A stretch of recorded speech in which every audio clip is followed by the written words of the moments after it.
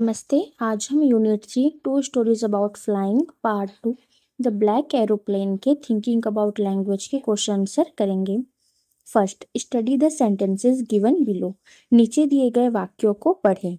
A, they looked like black mountains. वे काले पहाड़ों जैसे लग रहे थे। B, inside the clouds everything was suddenly black. बादलों के अंदर सब कुछ अचानक काला हो गया। सी, in the black clouds near me I saw another aeroplane. मेरे पास काले बादलों में मैंने एक और हवाई जहाज देखा। D, the strange black aeroplane was there. अजीब काला हवाई जहाज वहीं था। The word black in sentences A and C refers to the very darkest color, but in B and D here it means without light, with no light. वाक्य ए और सी में black शब्द सबसे गहरे रंग के लिए है। तो ए और सी वाले सेंटेंस में जो ब्लैक है उसका मीनिंग क्या है? गहरे रंग। लेकिन बी और डी में यहाँ इसका मतलब है बिना रोशनी के, बिना रोशनी के। लेकिन बी और डी में ब्लैक का क्या मीनिंग है? बिना रोशनी के। Okay, black has a variety of meanings in different context. For example, black के अलग अलग मतलब हो सकते हैं। उदाहरण के लिए, A, I prefer black tea means I prefer tea without milk. मुझे ब्लैक टी पसंद है का मतलब है मुझे बिना दूध वाली चाय पसंद है। B, with increasing pollution the future of the world is black means with increasing pollution the future of the world is very depressing without hope. बढ़ते प्रदूषण के साथ दुनिया का भविष्य काला है का मतलब है बढ़ते प्रदूषण के साथ दुनिया का भविष्य बहुत निराशाजनक बिना उम्मीद के है। तो यहाँ बी वाले सेंटेंस में ब्लैक का मतलब क्या है? निराशाजनक और बिना उम्मीद के। और यहाँ पे क्या है? ब्लैक टी का मतलब ए वाले सेंटेंस में ब्लैक टी मतलब बिना दूध वाली चाय। Okay, now try to guess the meanings of the word black in the sentences given below. Check the meanings in the dictionary and find out whether you have guessed right. अब नीचे दिए गए वाक्यों में ब्लैक शब्द का मतलब समझने की कोशिश करें। डिक्शनरी में मतलब देखें और पता करें कि आपने सही अंदाजा लगाया है या नहीं। Okay, first, go and have a bath, your hands and face are absolutely black. जाओ और नहा लो, तुम्हारे हाथ और चेहरा बिल्कुल काले हो गए हैं। तो इसका मीनिंग क्या होगा? Very dirty covered in dirt, मतलब बहुत गंदा, धूल मिट्टी से सना हुआ। Okay, second, the taxi driver gave Ratan a black look as he crossed the road when the traffic light was green. Taxi driver ने रतन को गुस्से से घूरा क्योंकि उसने तब सड़क पार की जब ट्रैफिक लाइट हरी थी। तो यहाँ पे इसका मीनिंग क्या होगा? एन एंग्री और थ्रेटनिंग लुक, यानी गुस्से भरी और डराने वाली नजर। Okay, third, the bombardment of Hiroshima is one of the blackest crimes against humanity. Hiroshima पर बमबारी इंसानियत के खिलाफ सबसे जघन्य अपराधों में से एक है। तो इसका मीनिंग क्या होगा? मोस्ट एविल, विक्ड और क्रूर, सबसे बुरा, दुष्ट या क्रूर। Okay, fourth, very few people enjoy Harold Pinter's black comedy. बहुत कम लोग हैरोल्ड पिंटर की ब्लैक कॉमेडी का मजा ले पाते हैं। तो यहाँ पे ब्लैक का क्या मीनिंग होगा? A type of comedy that finds humour in serious, dark और पेनफुल सब्जेक्ट्स लाइक डेथ और वॉर। कॉमेडी का एक ऐसा प्रकार जो गंभीर, दुखद या दर्दनाक विषयों जैसे मौत या युद्ध में भी हास्य ढूंढ लेता है। Fifth, sometimes shopkeepers store essential goods to create false scarcity and then sell this in black. कभी कभी दुकानदार जरूरी सामान को जमा करके उसकी झूठी कमी पैदा कर देते हैं और फिर उसे ब्लैक में बेचते हैं। तो यहाँ पे मीनिंग क्या होगा? Selling illegally at higher prices the black market, यानी गैर कानूनी तरीके से ज्यादा कीमतों पर बेचना, काला बाजार। Okay, 6. Villagers had beaten the criminal black and blue. गांव वालों ने उस अपराधी को पीट पीट कर अधमरा कर दिया था। तो यहाँ पे ब्लैक का क्या मीनिंग होगा? बैडली ब्रूज्ड, सेवरली बीटन, यानी बुरी तरह से चोटिल, बहुत ज्यादा पिटाई होना। Okay. Second, look at this sentences taken from the lesson you have just read.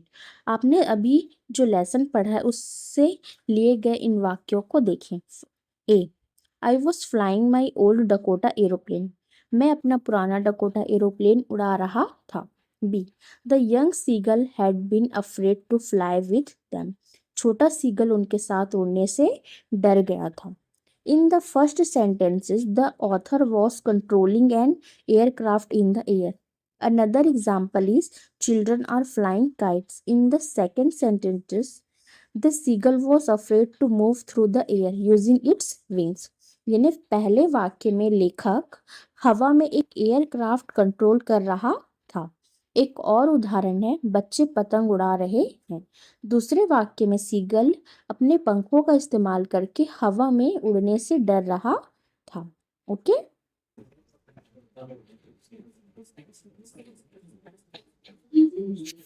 Match the phrases given under column A with their meanings given under column B.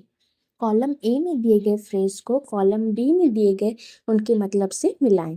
First, fly a flag यानी झंडा फहराना। Display a flag on a long pole, एक लंबे खंबे पर झंडा फहराना। Second, fly into rage यानी गुस्से से भड़क उठना। बिकम सडनली वेरी एंग्री यानी अचानक बहुत गुस्सा हो जाना। थर्ड, फ्लाई अलोंग यानी तेजी से आगे बढ़ना। मूव क्विकली सडनली यानी जल्दी या अचानक चलना बढ़ना। फोर्थ, फ्लाई हाई यानी ऊंचा उड़ना। इसका होगा बी सक्सेसफुल यानी सफल होना। फिफ्थ, फ्लाई द कूप यानी 9 2 11 हो जाना। तो इसका होगा स्केप फ्रॉम अ प्लेस यानी किसी जगह से बच निकलना। ओके।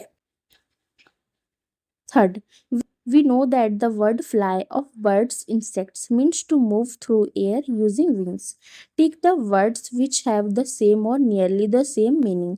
हम जानते हैं कि शब्द fly पक्षियों कीड़ों के लिए का अर्थ है पंखों का इस्तेमाल करके हवा में उड़ना। ओके। यहाँ पे फ्लाई का क्या मीनिंग है? पक्षियों और कीड़ों के लिए पंखों का इस्तेमाल करके हवा में उड़ना। उन शब्दों पर सही का निशान लगाएं जिनका अर्थ समान या लगभग समान है। ओके। ये आपकी बुक में दिया गया था। अब हम देखते हैं वर्ड रिलेटेड टू फ्लाई, यानी फ्लाई से संबंधित शब्द। अगर आपको एग्जाम में लिखना है तो आपको सिर्फ वर्ड लिखने हैं, पर यहाँ मैंने वर्ड के साथ मीनिंग इसलिए लिख दिया है ताकि आपको समझ में आए कि फ्लाई से रिलेटेड वर्ड कौन से हैं। Okay. First, swoop, to fly down through the air suddenly यानी अचानक हवा में नीचे की ओर उड़ना, है ना। उड़ रहा है मतलब ये फ्लाई से रिलेटेड है, पंख है तभी वो उड़ रहा है। Second, fleet, to move swiftly and lightly from one place to another यानी एक जगह से दूसरी जगह तेजी से और हल्केपन से जाना। Okay. Third, flutter, to flap wings quickly and lightly यानी पंखों को तेजी से और हल्केपन से फड़फड़ाना। फोर्थ, असेंड, टू फ्लाई और मूव अपवर्ड ऊपर की ओर उड़ना या जाना। Fifth, soar, to fly high in the air without much effort बिना ज्यादा मेहनत के हवा में ऊंचा उड़ना। सिक्स, स्कीम, टू फ्लाई और move quickly and lightly over a surface किसी सतह के ऊपर तेजी से और हल्केपन से उड़ना या जाना। Seven, dart, to move suddenly and rapidly यानी अचानक और तेजी से जाना। 8, hover, to remain in one place in the air हवा में एक ही जगह पर रुके रहना। 9, glide, to move smoothly and continuously in the air यानी हवा में आराम से और लगातार आगे बढ़ना। 10, descend, to move downward through the air हवा में नीचे की ओर जाना। 11, shoot, to move very rapidly in a specific direction किसी खास दिशा में बहुत तेजी से जाना। sail to move smoothly through the air, often used for large birds. हवा में आराम से आगे बढ़ना अक्सर बड़े पक्षियों के लिए इस्तेमाल होता है. Okay. 12. Flap to move wings up and down, पंखों को ऊपर नीचे करना. ओके.